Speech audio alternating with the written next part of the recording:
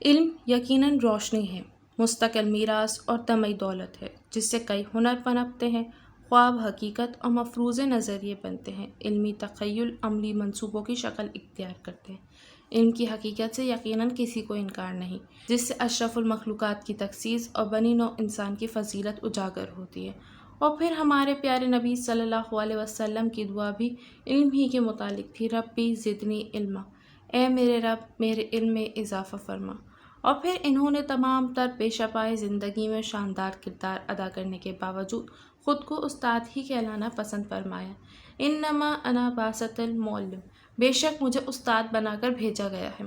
لیکن ان تمام حقائق کے باوجود ہمارے نبی کا پیش کردہ یہ فلسفہ علم 18ویں صدی عیسوی میں کئی اعتبار سے بدل گیا۔ یہ ایک تجارتی مال، قابل فروخت اثاثہ اور حصول ملازمت کا بہترین محرک بن گیا، جس سے انسانی معاشرے میں کئی ناپسندیدہ تبدیلیاں برپا ہونے لگیں، اور بدقسمتی سے آج یہ علم ایک منافع بخش کاروبار کی حیثیت اختیار کر چکا ہے۔ اساتذہ، انتظامیہ اور اداروں کا ایک ہی مرکز و محور ہے کہ کہاں سے اور کتنا منافع کمایا جائے، اسے کیسے بڑھایا جائے، اور شاید اسی سوچ کی وجہ سے آج ایگزیک بھی زیر عتاب ہے اور بحیثیت مجموعی ہم خوابوں اور امیدوں کو بیچتے ہیں۔ معیار علم انسانی روایات اور سماجی قدروں سے قطع نظر زیادہ سے زیادہ مادی اور دنیاوی مفادات کے حصول میں مگن رہتے ہیں۔ چنانچہ آج پیشہ فارمیسی کے اکثر و بیشتر ادارے رضائے الہی اور خدمت انسانی کے بجائے حصول دولت کی دوڑ میں لگے ہوئے ہیں۔ جن علمی اداروں سے روشنی برآمد ہونی تھی، جہاں سے پیشہ فارمیسی کی ترقی اور عروج کے راستے دریافت ہونے تھے، ادویاتی سہولیات کی فراہمی کو یقینی بنانے کی منصوبہ بندی ہونی تھی، ڈرگ رولز کی عملداری اور ماہرین ادویات کو ان کی حقیقی ادویاتی اور طبی ذمہ داریاں توفیق کرنے کی بات ہونی تھی، علم و ہنر کا فروغ اور تحقیق و اشاعت کا بول بالا ہونا تھا، وہاں آج جبر و قہر، بددیانتی اور بدعنوانی، بے برکتی اور بے قدری نمایاں دیکھی اور محسوس کی جاتی ہے۔ قسمت نوع بشر کے چارہ گر اور صنعت نوع انسانی کے صورت گر کے ایک طے شدہ بددیانتی میں ملوث ہے۔ ہم اپنے براہ راست مشاہدے کی بنیاد پر یہ دعویٰ کر سکتے ہیں کہ کئی اساتذہ ہی نہیں بلکہ سربراہان ادارہ جات بھی محض مادی مفاد کے لیے ایسے غیر قانونی اور غیر اخلاقی فیصلے کر جاتے ہیں جسے دیکھ کر شاید پنجاب پولیس کے بددیانت تھانے داران بھی شرما جائیں اور اپنی ایمانداری اور فرض شناسی کے نسبت و تناسب پر فخر محسوس کریں، کیونکہ نہ وہ علم و روشنی کے مسافر ہیں، نہ تو معمار قوم ہونے کا دعویٰ کرتے ہیں، نہ درس و تدریس جیسے مقدس پیشے سے منسلک ہیں، نہ ہی معلم ہونے کے پیغمبرانہ منصب پر فائز ہیں۔ یہاں ہم اپنی بات کی سچائی ثابت کرنے کے لیے ایک سربراہ ادارہ کا ذکر ضرور کریں گے، جو پوسٹ گریجویٹ ایم فل کی پوری کلاس ہی کو محض معقول معاوضے مل جانے کی لالچ میں لے اڑے۔ اس فیصلے کو متعلقہ شعبے کے تحقیقی بورڈ اور اسی ادارے کے اعلیٰ تحقیقی بورڈ نے بھی منظور کیا، جس سے ماہرین ادویات اساتذہ برادری بھی فرطۂ حیرت میں ڈوب گئی۔ وہ اپنے ساتھی اور استاد کو کچھ نہ کہہ سکے، مگر اپنی نظر و فکر کی درماندگی کو سمیٹ کر ایمان و عقیدے کے کمزور درجے میں جا بیٹھے، جبکہ کئی ایک اداروں میں پوسٹ گریجویشن ایم فل میں انتہائی باقاعدگی کے ساتھ داخلہ تو دیا جاتا ہے، مگر ان کی تحقیق اور مقالہ جات کی تدوین کے لیے عملی و حقیقی نگران متعین نہیں کیے جاتے، حتیٰ کہ کئی دفعہ موصوف نگران ہائر ایجوکیشن اور فارمیسی کونسل کے 7 سے زیادہ طلباء کی نگرانی نہ کر سکنے کی مجبوری کے مد نظر رکھتے ہوئے اپنے ساتھی اساتذہ کو تحقیقی مقالہ جات پر صرف دستخط کرنے پر مجبور کرتے ہیں تاکہ ان کا نام استعمال کر کے متعلقہ رقم اپنی جیب میں ڈال سکے۔ اسی تناظر میں ایک ادارے کے باضمیر استاد نے انتہائی جرأت کا مظاہرہ کیا، ایمانداری اور فرض شناسی کی شاندار مثال قائم کرتے ہوئے ببنگ دہل انکار کر دیا، جو اگرچہ سربراہ ادارے کے لیے غیر یقینی تھا، اور انتہائی ڈٹائی سے تلقین فرماتے ہیں کہ آپ بھی طلباء کو گھیراؤ، یعنی جانور کی طرح قابو کرو،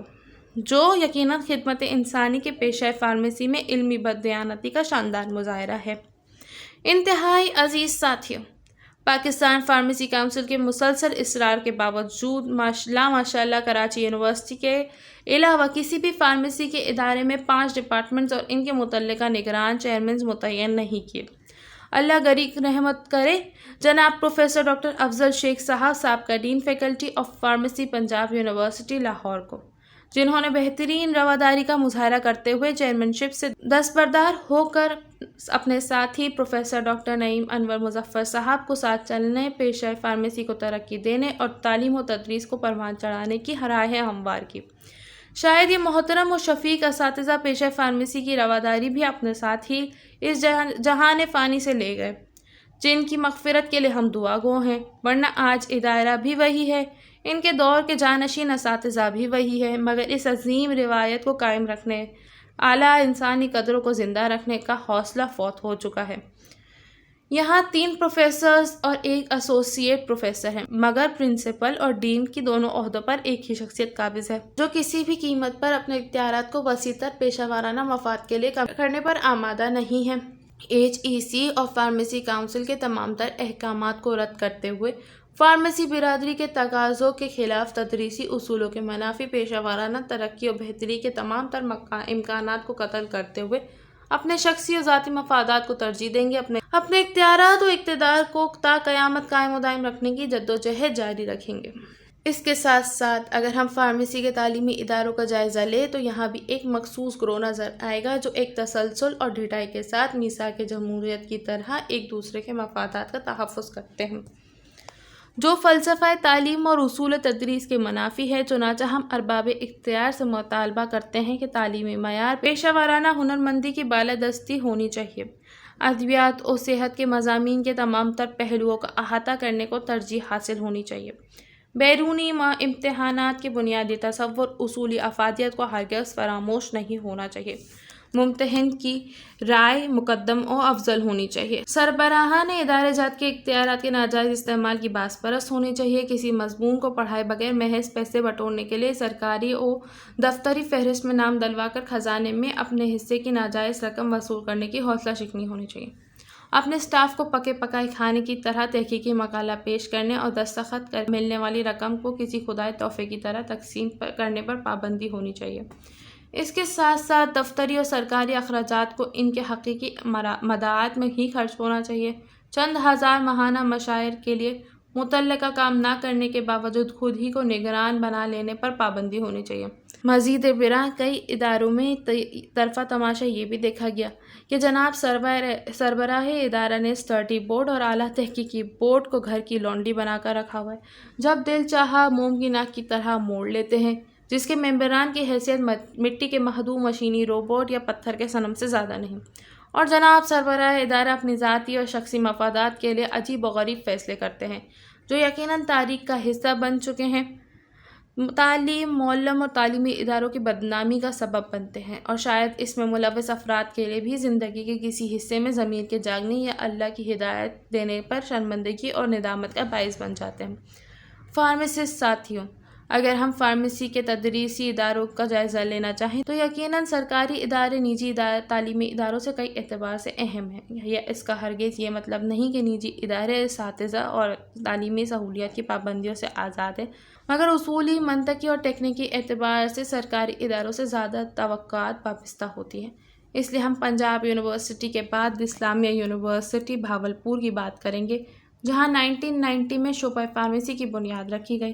اور 1991 میں بی فارمیسی کا پہلا تعلیمی سیشن شروع ہوا۔ 2002 میں ایم فل، 2003 میں ڈاکٹر آف فارمیسی اور 2007 میں PhD شروع کی گئی۔ یہاں کے ارباب اختیار نے فارمیسی کے 5 شعبہ جات قائم کرنے سے فرار کا عجیب راستہ اختیار کیا۔ شعبہ فارمیسی کو اسی مقام پر چھوڑ کر faculty of pharmacy and alternative medicine بنا لی اور bachelor of eastern medicine and surgery and homeo medicine کی ڈگری جیسے کورسز کا آغاز کر دیا،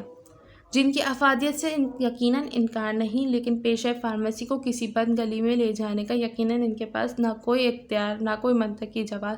اگر ایسا ہی کرنا تھا تو اچھا ہوتا کہ فارمیسی آف میڈیکل یا ڈینٹسٹری میں ضم کر دیتے، مگر اصول اعتبار سے یہاں فارمیسی کونسل اور HEC کا مجوزہ تعلیمی ڈھانچہ بنانا چاہیے، جس کو پاکستان کے جائید سائنسدانوں نے عرصہ دراز کی محنت کے بعد ایک حتمی شکل دی،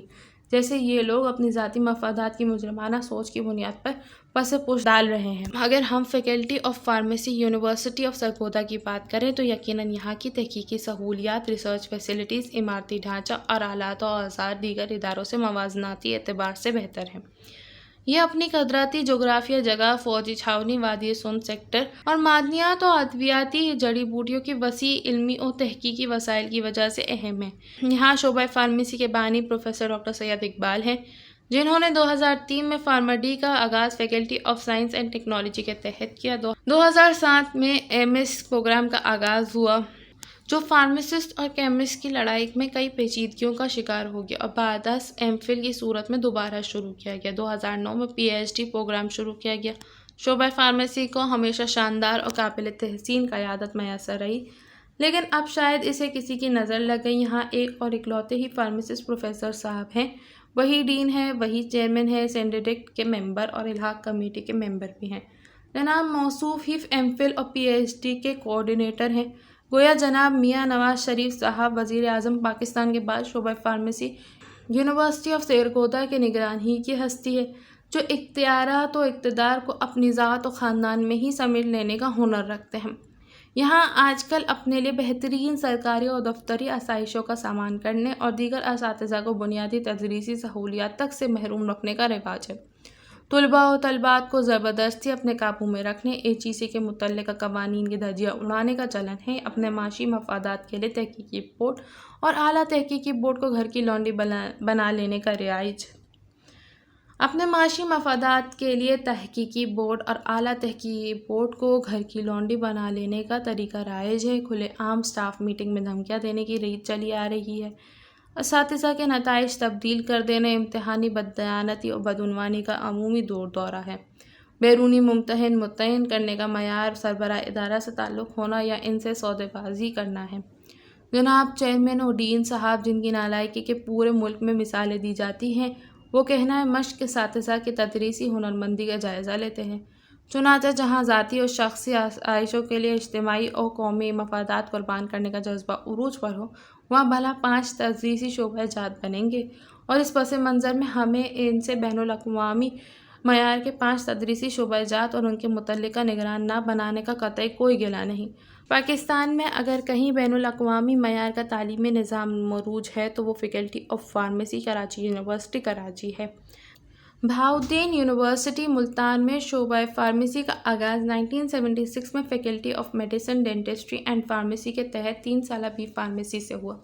1979 میں 4 سالہ بی فارمیسی، 1986 میں M.Phil، 2003 میں 5 سالہ فارما-ڈی کا آغاز ہوا۔ 1992 میں شعبہ فارمیسی کو فیکلٹی آف فارمیسی کا درجہ دیا گیا، جو ہنوز ابھی تک ہے، جس کے تحت 5 متعلقہ تدریسی شعبہ جات اور ان کے نگران چیئرمینز نہیں بنائے گئے، اور نہ ہی مستقبل قریب میں ایسا کرنے کا کوئی پیشہ ورانہ شوق، جذباتی لگاؤ اور مثبت لگن محسوس ہو رہی ہے۔ یہاں 4 پروفیسرز، 2 ایسوسی ایٹ پروفیسرز، 4 اسسٹنٹ پروفیسر اور 2 لیکچررز ہیں۔ چنانچہ یہاں اصولی اعتبار سے فارمیسی کونسل اور HEC کے واضح کردہ ڈھانچے کے مطابق 5 اصولی تدریسی شعبہ جات اور نگران بنانے کے امکانات زیادہ ہونے چاہیے۔ عزیز فارمیسسٹ ساتھیو، اگر ہم عمیق نظر سے دیکھیں تو ایسے تمام ادارے جہاں فارمیسی کے 5 تدریسی شعبہ جات بنانے کی مخالفت پائی جاتی ہے، وہاں پاکستان فارماسسٹ ایسوسی ایشن پر قابض پروفیشنل گروپ کسی نہ کسی شکل میں موجود ہوگا۔ لاہور، بہاولپور، ملتان، سرگودا، کوئٹہ، اسلام آباد وغیرہ میں آپ کو ایسے کئی فارماسسٹ دشمن ملیں گے جو کسی بھی قیمت پر اپنے غیر قانونی ذاتی اور شخصی مفادات پر آنچ نہیں آنے دیں گے، اصول اور قانون اور امانت و دیانت سے گریز کریں گے۔ University college of pharmacy, Punjab university Lahore, جو عرصہ دراز سے پروفیشنل گروپ کی آماج کا چلی آ رہی ہے، یہاں کے معتبر اساتذہ کسی صورت 5 اصولی تدریسی شعبہ جات نہیں بنانے دیں گے، کبھی اپنے اختیارات و اقتدار میں کمی اور دنیاوی و مادی مفادات میں نقصان برداشت نہیں کریں گے۔ یہ لوگ کبھی پیشہ ورانہ مفادات کا تحفظ اور قوم کو معیاری ادویاتی نظام کے بنیادی خدوخال نہیں دیں گے۔ ان کے موجودہ سربراہ ادارے کے ساتھ دیگر اساتذہ بھی ایسے کسی بھی طرح کے ادارے میں لاماشاءاللہ احتراز فرمائیں گے۔ اسلامیہ یونیورسٹی بہاولپور کے معتبر اساتذہ کا بھی پروفیشنل گروپ سے اچھا ملن ورتن ہے، جنہوں نے 5 تدریسی شعبہ جات کا فرار کا دانشمندانہ طریقہ اختیار کیا۔ بہاؤالدین ذکریہ یونیورسٹی ملتان کی نمایاں اساتذہ اگرچہ تعلیمی ملازمت کے آخری دور میں ہیں، مگر پھر بھی اپنے ذاتی مفادات کو اجتماعی مفادات پر ترجیح دیں گے۔ کچھ ایسی ہی صورتحال آپ کو university of Sargodha, Quaid Azam university, Gomal university کی ہے۔ چنانچہ اس حالات میں فارمیسی کونسل آف پاکستان یقیناً بہت کچھ کرنا چاہتی ہے، مگر بدقسمتی سے پیشہ ورانہ تنظیمیں، اساتذہ اور تعلیمی ادارے اس کا ساتھ دینے پر آمادہ نہیں، اور شاید فارمیسی کونسل بھی ان کو ساتھ چلانے کے حوالے سے کچھ تحفظات ہوں۔ محترم فارمیسسٹ بھائیوں اور بہنوں، ہمارے کسی فارمیسسٹ کے اچھے منصب پر فائز ہونا یقیناً ہمارے لیے فخر کی بات ہے، لیکن اہلیت و قابلیت کو بہرحال ہر صورت فوقیت ہونی چاہیے۔ متعلقہ تعلیمی اور تحقیقی تقاضے پورے کیے بغیر کسی تعلق کی بنیاد پر ڈگری بانٹنے کی حوصلہ شکنی ہونی چاہیے، جس کی نشاندہی ڈاکٹر محمد علیم اختر لق، یونیورسٹی آف بلوچستان نے بھی کی ہے۔ ہم ایسے بھی ایک ادارے کو جانتے ہیں جس کے ساتھ الحاق شدہ ادارے کے نگران چیخ اٹھے کہ یہ ایک ایسا نظام ہے کہ ایک ہی شخص بیک وقت کئی مضامین کا ممتحن بن کر اداروں کو چکمے دے رہا ہے، محض پیسے کمانے کے لیے ہر جائز اور ناجائز کام کرنے پر آمادہ ہے۔ حالانکہ اللہ نے ہر انسان کے مقدر میں رزق لکھ دیا ہے، جس کو یقیناً ہم لوگوں کے تعلیمی پس منظر، حسب و نسب، جسمانی لمبائی و چوڑائی، ذہانت و فطانت اور شکل و صورت سے منسلک نہیں کر سکتے۔ دنیا کے سارے انبیاء نے سادہ زندگی بسر کی، ایک داعی اور مسافر کی طرح رہے، اللہ کی ربوبیت اور بالادستی کا حکم دیتے رہے، حدود اللہ میں رہتے ہوئے پیغمبرانہ منصب کے تقاضے پورے کرتے رہے۔ ہم اساتذہ برادری تو براہ راست اپنے نبی کی نبوت کے وارث ہیں، کیونکہ آپ صلی اللہ علیہ وسلم کے معلم مابعوث ہونے کی نسبت سے ہم سے بہتر انسانی نمونہ پیش کرنے کے تقاضے کرتی ہے۔ پھر اگرچہ پیشہ فارمیسی کسی بھی طرح کے مذہبی پابندیوں سے آزاد ہے، یہاں ہر فرقہ، مذہب، عقیدہ، برادری، جنس، علاقہ، رنگ، نسل کے یکساں حقوق ہیں، نہ کسی کی فضیلت و فوقیت اور نہ کسی کو جسمانی اور نظریاتی اعتبار سے اپنی مرضی ٹھوسنے کا اختیار ہے۔ مگر ہمارے ملک پاکستان میں تو تقریباً 99% فارمیسسٹ مسلمان اور حضرت محمد صلی اللہ علیہ وسلم کے ماننے والے ہیں۔ باقی لوگ اگرچہ ہمارے نبی کو نہیں مانتے، مگر آپ صلی اللہ علیہ وسلم کے محترم ہستی اور اکمل انسان ہونے کے ضرور معترف ہیں، جن کے بتائے اصول زندگی کے آج 1500 سال گزرنے کے بعد بھی اپنی تمام تر افادیت کے ساتھ زندہ و تابندہ ہے۔ چنانچہ ہم اپنے تمام دوستوں کو جو دنیا کی شان و شوکت، مال و اسباب اور اختیار و اقتدار کے حصول کے لیے بنیادی انسانی تقاضوں تک کو فراموش کر جاتے ہیں، ان سے نبی الآخر الزمان صلی اللہ علیہ وسلم کی زندگی کے کچھ پہلو بتانا چاہیں گے۔ حضرت ابو ہریرہ رضی اللہ عنہ سے روایت ہے کہ رسول صلی اللہ علیہ وسلم نے فرمایا، جنت میں فقراء مالداروں میں سے 500 سال پہلے داخل ہوں گے۔ حضرت ابن عباس اور عمران بن حسین رضی اللہ عنہ سے روایت ہے کہ نبی کریم صلی اللہ علیہ وسلم نے فرمایا، میں نے جنت میں جھانکا تو دیکھا کہ اس میں اکثر نادر لوگ ہیں، پھر جہنم میں جھانکا تو اس میں اکثریت لوگوں کی دیکھی، پھر جہنم میں جھانکا تو اس میں اکثریت عورتوں کی دیکھی۔ حضرت ابو ہریرہ رضی اللہ عنہ سے روایت ہے، رسول صلی اللہ علیہ وسلم نے فرمایا، قیامت والے دن موٹا تازہ بڑا آدمی آئے گا، اللہ کے یہاں مچھر کے پر کے برابر بھی اس کا وزن نہ ہوگا۔ حضرت عائشہ رضی اللہ عنہا سے روایت ہے کہ رسول صلی اللہ علیہ وسلم کی وفات اس حال میں ہوئی کہ آپ ایک یہودی کے پاس 3 ساق جو کے بدلے گروی رکھوا کر آئے تھے۔ یہ صورتحال اس ہستی کی ہے جس کا نام لیتے ہی ہم صبح شام تھکتے نہیں، جو ہمارے آقا اور مولا، جن کی پوری زندگی ہمارے لیے مشعل رہا۔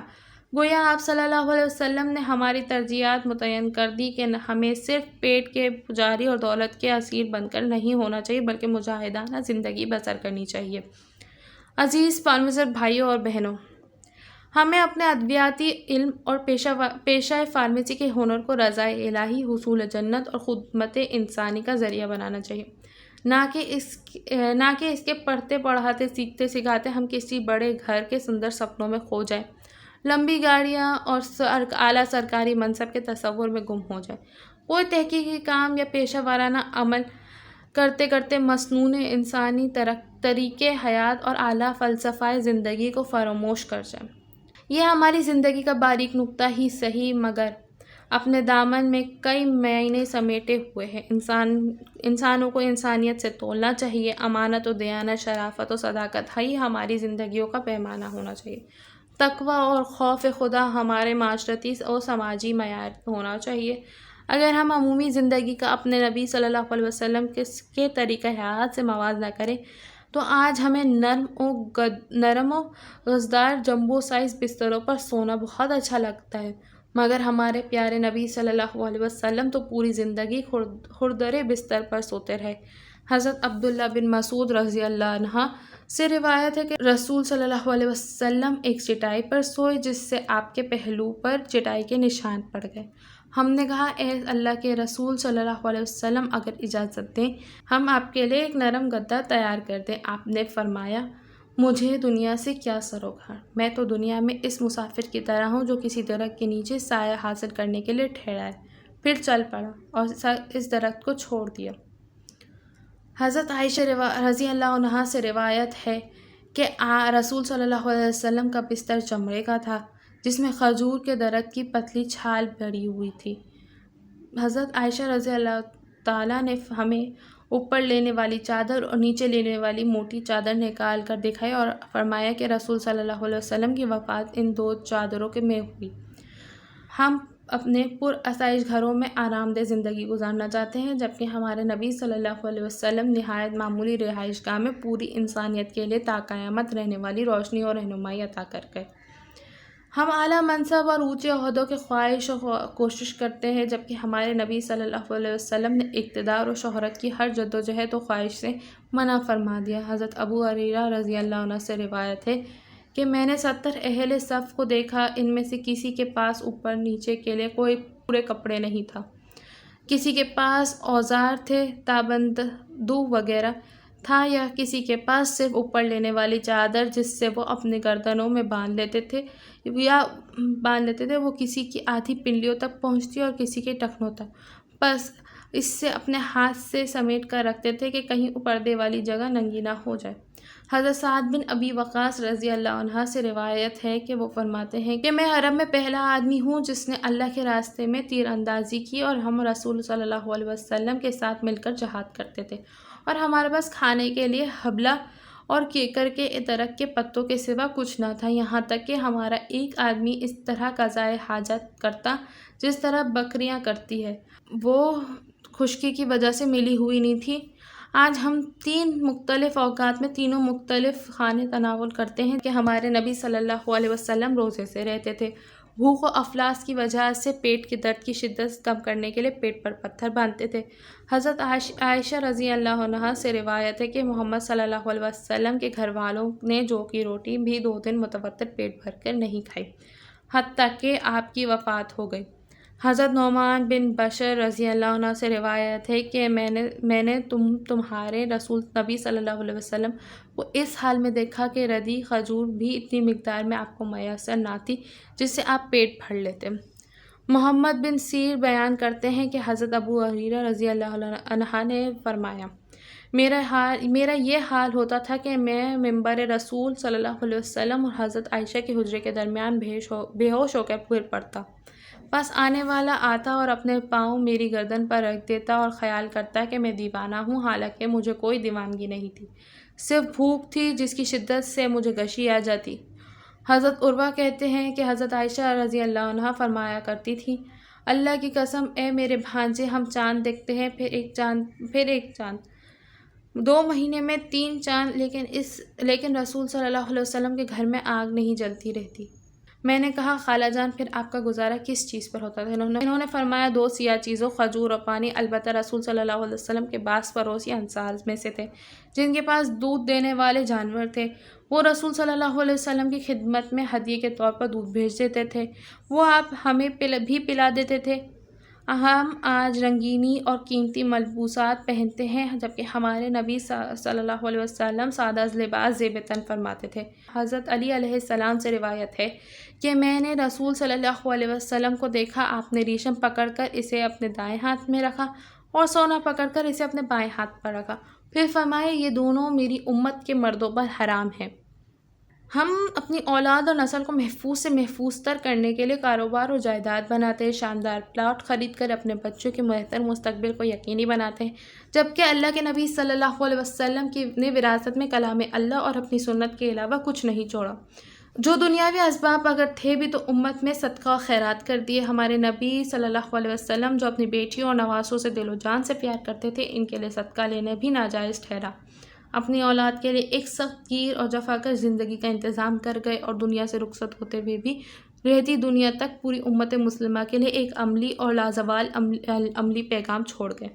کیونکہ آپ کے مقام وصال ام المومنین حضرت عائشہ صدیقہ کے حجرہ مبارک میں 3 دن سے چولہا نہیں جلا تھا، مگر میرے اور آپ صلی اللہ علیہ وسلم کے آقا کے گھر میں 7 تلواریں لٹکی تھیں۔ گویا آپ صلی اللہ علیہ وسلم نے ہماری ترجیحات متعین کر دی کہ ہم پیٹ کے پجاری مٹی کے معدود دنیا کے اسیر بن کر نہ رہ جائیں، بلکہ حریت، غیرت، حمیت سے مجاہدانہ زندگی بسر کریں۔ تو اس تناظر میں ہمیں سوچنا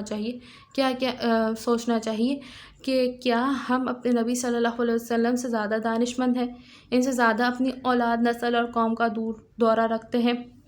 ان سے زیادہ فہم و فراست اور قرب حلائی کے حامل ہیں؟ یقیناً ہرگز نہیں۔ آج کی ویڈیو کا ہم یہیں اختتام کرتے ہیں، پھر ملیں گے اگلی ویڈیو کے لیے، جب تک کے لیے خدا حافظ۔